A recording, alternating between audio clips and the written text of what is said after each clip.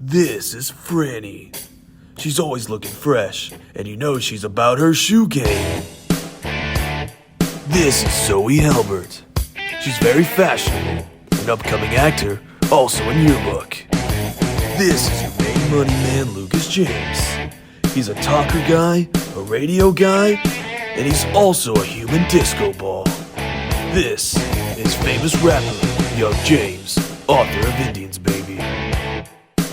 This is Isaiah Hardy. He's a beast of an athlete and loves taking selfies. He's pretty much the new Colin. Our leader, semi-professional race car driver and a professional pool player, Seth LaFriends. This handsome, talented, lovable, and just overall extraordinary cast of characters in the CCHS Newsroom form the supergroup Seth's Posse. Good morning, Clark County! Welcome to Seth's Posse. We're your host, Isaiah. And Fran? You want to hear a joke? Why not? What's Forrest Gump's email password? What? One, Forrest. One. That's nice. Now we're going to hand it over to Lucas to talk about our softball season. Thank you, Isaiah and Franny, and I'm Lucas James, and I'd like to welcome you upon my behalf to Seth's Posse. I'm going to be talking about the softball season so far. We've had a pretty good softball season so far this year. We currently set at a record of 6-9. We haven't been doing too great in conference play. Unfortunately, we're over 4, but we're going to look to turn that around here pretty shortly. We got some great senior players as well as some great junior players, and we have a really good team this year. I'd like to give shout-outs to senior pitchers, Blair Webster and Ashton Ebling, who have been pitching very well. Ashton is batting over 500. She has 4 home runs. Allie Fox is an outfielder, senior. She's batting 500 as well with like 12 stolen bases. Olivia Miller is a senior third baseman, and Hope Ross is a senior second baseman. And I'm telling you, we just have a really, really good team this year. I'm really liking the way we're looking. I think that we can make another run at the district title, looking to repeat, make our 3rd district title since our softball inauguration. And our JV team has been doing pretty well this year. Fortunately, they do set a record at 3-10, but still, we've seen some really, really good plays from a lot of the JV team. And I personally am very excited for what this softball team has to come in the future. So now we're going to send it down to Franny, who has an interview with senior outfielder Allie Fox. Hi, I'm with Allie to interview her about softball. How's it like to finally be a senior in softball? At first, it was super emotional because it's hard knowing that something you've done your entire life is just going to come to an end in a couple months. But ultimately, I was pretty happy because I finally got to be the leader that I didn't have when I was younger. How do you get prepared before every game, especially when you have consecutive ones? Stretching a lot. When you have consecutive ones, your muscles get really tight, so the only way to loosen up is to stretch. And since I slap, I have to go through all the motions of bunting and slapping and swinging so that I can be more prepared for the game hitting-wise. Okay. Do you see yourself doing anything with softball in the future? Sadly, no. After so long of doing something, you realize that it needs to end, and this is one of those things. Do you see yourself doing anything with softball in the future? No. Some things have to come to an end at some point, and this is one of those things. All right. Thank you, Allie. Hello, today I'm here interviewing Wyatt Davis, and I'm going to be asking him some questions about the trap season so far. Okay, so how does it feel to be the best shooter on the team your first year? It feels pretty good. I would imagine. What do you enjoy about being on the team? I enjoy being around all the other guys and just going out shooting and doing what we love. Is there any weaknesses you think you could improve on to help you get even better at what you do? I need to work on my follow through when I shoot and keep my head down. And what has been your favorite moment from the season so far? When we went to Bosco's last week and 3 of us shot 25s out of 25s. Awesome. Thank you so much for talking with me today. So I have Dan Euler here. He is the advisor for our trap team. In your opinion, how's the team been shooting? We've done really well. The first 2 meets we went to, we had the high individual shooter. At the Green City Trap Shoot this past weekend during Meal Festival, we went up. We actually got a 2nd place, and we think we have first individual. We shot in the rain, so the cards got wet. But I believe Aiden Jones shot a 49. I think he was high individual. The A team shot a 227, which should have been third, and the B team had a 209, so I think they were in at 6th or 7th. What do you think is causing the team to shoot this well? Well, focus is always a major factor in trap shooting. When we had tryouts, kids always focus real well. The weather's been pretty decent except for last Saturday where they shot in the rain, and even Seth will tell you that makes it a little more difficult when you're getting pounded in the face with rain as you're shooting. But once again, they buckled down and focused, and we did real well. All right. How do you feel about the upcoming area shoot on Tuesday? I'm feeling pretty confident about that. Our top 5 scores will count. If we're in the top 7 schools, we'll move on to districts. Will be I think it's the October 1st, whatever is the district shoot, and then there's a invitational state shoot, which will take our top 5 shooters to on the 8th of October. All right. Well, thank you for your time. That's all we got for you. My pleasure. And now we go to Lucas to talk about football. Thank you, Seth. And I got to tell you, this Clark County football squad, we have had quite an improvement from the year before. Shout out Callan Wheeler, Colin Hunziker, Wyatt Randall, as well as all the other players on the football team this year, just making a huge difference. Currently, we have a record of 3-2.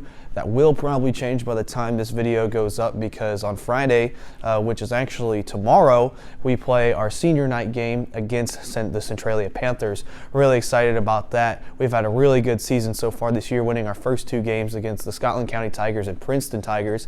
Unfortunately, we went to Macon the week after and choked in the second half and fell by a score of 26-18. And then after, we had some nice redemption against Highland after kind of getting destroyed last year. This year, we really put it to them, winning by a score of 50-8. And then last week, it was defense all the way against South Shelby. No points at all in the first half. Unfortunately, we couldn't quite pull it out at the end, losing by a score of 13-6. And now I'm going to give a highlight breakdown of the homecoming game against the Highland Cougars. Here we go. It's homecoming weekend at Clark County. They're all coming out of the tunnel ready and hype. Cougars Indians, here we go. Early on, Clark County had the advantage on the offensive side. Take a look at Johnny Shin working his way through the offensive line, taking it all the way down to the sideline before bringing the Indians into the red zone. Indians continue the pressure. Callan Wheeler on the quarterback keeper, taking it right in. Touchdown, Clark County. They're going to get on the board first. Take a look at the fans up on their feet in Cahokia. And the defense was also working. Take a look at Callan Wheeler again on both ends of the floor.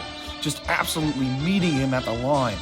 So now, later on in the game, second quarter, here's Countryman. Can't find anything. He's escaping the pocket. Take a look at Wyatt Randall meeting Countryman on the sack. Now, later on, Clark County getting the ball after a punt. Here's a screen pass. Hunziker and Wheeler, they were a nice connection the whole game. Take a look at that one right there for a first down. Next play, Wheeler, again, same position, rolls to his right. Looking over, and there's Hunziker, his favorite target again, just short of the first, but they're in the red zone now. So, very next play, Randall taking it through the line, showing that speed and strength, leaping on in. Touchdown, Clark County. They're now up 14-0. Now, Highland trying to get some points back on the board. Here's a handoff to Goings, and the ball is loose. It's a fumble. And diving on it is Clark County. They're going to get possession inside the red zone. Very next play, Johnny Shin taking it in, and there's another touchdown. Clark County is feeling it. They're up 20-0, and they're going to go for the PAT. Colin Hunziker was strong all game long. He misses the kick, but there's a penalty flag on the play, so Clark County now going to go for 2. Callan Wheeler going to take it in. Clark County now with a 22-0 lead with under 2 minutes left. But Highland trying to put the pressure on as the half concludes. Look at the pass to Devin Stotzman for the touchdown. And now they're going to go for 2. Will Goings taking it in. 22-8 was the score at the end of the first half. Start of the second here. Callan Wheeler going deep for his favorite target. It's Colin Hunziker. He's going to make the catch for a 50-plus yard pass. That's going to bring Clark County right to the 10. Very next play, quarterback keeper Callan Wheeler. There he is, and he almost got in, but not quite. And a penalty flag's actually going to push him back. Rain starting to fall in Clark County. Wheeler hands it off to Randall, pushes his way through the line right into the end zone. He's wrapped up, and the ball is loose. It's coughed up. Highland's going to get the ball in the end zone. They're going to get a touchback, but they're forced to punt. Later on, Callan Wheeler from about the 50. Quarterback keeper's going to break some ankles, and he's going to take it all the way in, shedding the tackle from his opposing quarterback into the end zone. And I got to tell you, this game was all Clark County for the most part. Take a look here towards the end of the game, some of the second stringers getting in, and Bray and James putting on a nice display with the quarterback keeper. They're actually going to get a touchdown after this play by Chase Webster, and that is going to be the end of the game. Clark County with an amazing 50-8 win. It was just really good all around, and I'm telling you, these boys, they were really, really hyped. After this game, Clark County jumped up to 3-1, while Highland fell to 1-2. Final score 50-8.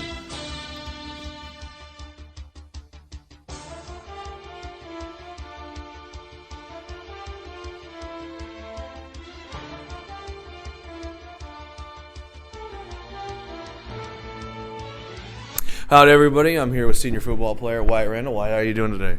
Pretty good, sir. Pretty good. Thanks for doing this interview. Anyway, I'm just going to ask you a couple questions, So I've seen a lot of improvement in your game from your junior to your senior year. So what's been, like, the one thing you've been working on the most during the offseason? I think the biggest thing I probably worked on through the offseason was just getting size back. I did have an injury, but also just team bonding. I think as a team we're pretty tight-knit this year, whereas last year we had a couple issues with that. I was actually just getting ready to ask that already this season we're seeing much improvements, like the win over Highland last week at the time of this recording. We've seen lots of improvements from last year compared to this year. What's been the biggest difference? I think the biggest difference is really just the extra year in the weight room and the mentality that our guys have now this year versus last year. Last year we really just didn't have the experience. We only had a couple guys that really saw a lot of varsity minutes, so I think this year's been a good learning experience early in the season, and now we're just ready to take it to it for the rest of the season there. I will say that one thing I've seen a bit of a difference, because last year you had quite a few guys at quarterback, but this year Callan Wheeler's been nailing it down pretty consistently. Has the play calling system changed at all from years prior? No, we still have a pretty diverse playbook, but Callan's definitely been sealing the deal for us at quarterback. He's going to be a big threat his senior year as well. So what's the number one thing? What's the difference in mentality from when you're playing offense, either a tight end or running back, and then when you're playing on the line in defense? I think the biggest difference really in a running back position is just focusing on go, go, go. But at defensive end, it's more like, you got a big guy in front of you. You just got to do your job, and it'll come to you if it's meant to. Thank you. And final question, how far do you think this team can go? I think we have a pretty good shot this year, but it all just depends on how we play. We got to play our game, how we've been taught, and as long as we do that, we'll be pretty good. All righty, thank you for doing this interview, Wyatt. No problem, and that'll conclude this interview. Thank you. I'm with Miss Flood doing our teacher spotlight for the month. So, what have you changed from the first year you've taught to now? Well, the first year I taught, we did not have all the technology. By being in this time frame, I have learned to use the computers. We've got all the wireless, all the internet activity, everything on Chromebook now for the most part. We used to have all paper copies and not a lot of technology. That doesn't sound fun. How many years have you been teaching, Ms. Flood? This is my 29th year, but the year before I started here, I did a long-term subbing for school districts around the area. We'll just round up to 30. Yeah, kind of round up to 30. Yeah. What classes do you teach? I currently teach U.S. history, economics, and psychology. Which one's your favorite? All of them. Good answer. What is your favorite TV show, Ms. Flood? Favorite TV show is Chicago Fire. Can't beat it on Wednesday night. Chicago PD's better. Yeah, it's pretty good. Thank you for your time. There you go. You're welcome. Hi, I'm Isaiah. I'm Franny. We're going to talk about our marching season this season. We have participated in 3 events so far. Keokuk Labor Day Parade, September 5th. Fort Madison Rodeo Parade, September 10th. And Old Settlers here in Cahokia, September 24th. And our upcoming band parades are the Parade of Champions on the 8th of October, the Hannibal Day Parade on the 11th, and the Quincy Oktoberfest Parade on the 15th. And now back to us for the outro. Thank you for watching Seth Posse's Newscast. I hope you enjoyed seeing our beautiful faces and tune in with us for next month's newscast. Word.